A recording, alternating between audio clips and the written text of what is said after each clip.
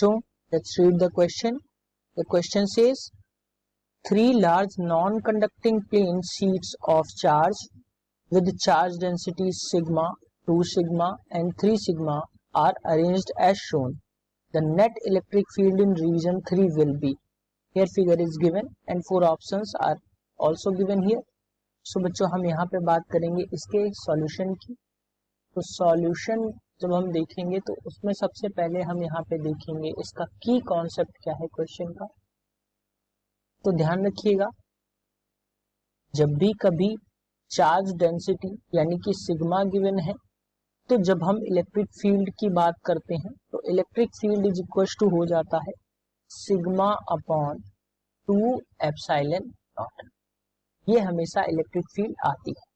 अब अगर हम इस क्वेश्चन के रिगार्डिंग देखें तो क्वेश्चन के रिगार्डिंग क्या है कि एक फर्स्ट रीजन है जिसमें एक जो चार्ज डेंसिटी है उस प्लेट पे या सॉरी शीट पे जो चार्ज डेंसिटी है वो यहाँ पे गिवन है सिग्मा, और यहाँ पे जो गिवन है वो +2 सिग्मा और यहाँ पे गिवन है +3 सिग्मा.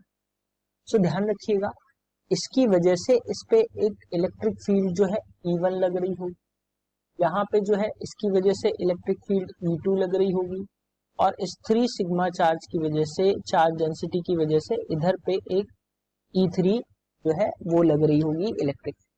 सो अगर हम बात करें यहाँ पे E1 की, E1 हमें मिल जाएगा सिग्मा अपॉन 2 एप्सिलॉन नॉट.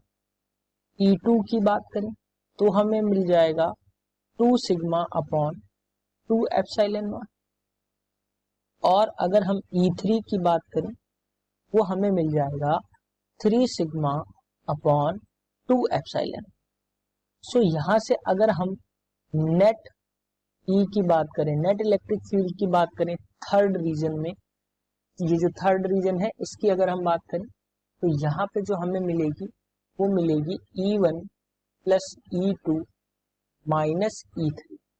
सो बच्चों जब हम इसकी वैल्यूज पुट करेंगे तो ये हमें मिल जाएगी 2 sigma upon 2 epsilon naught plus sigma upon 2 epsilon naught minus 3 sigma upon 2 epsilon.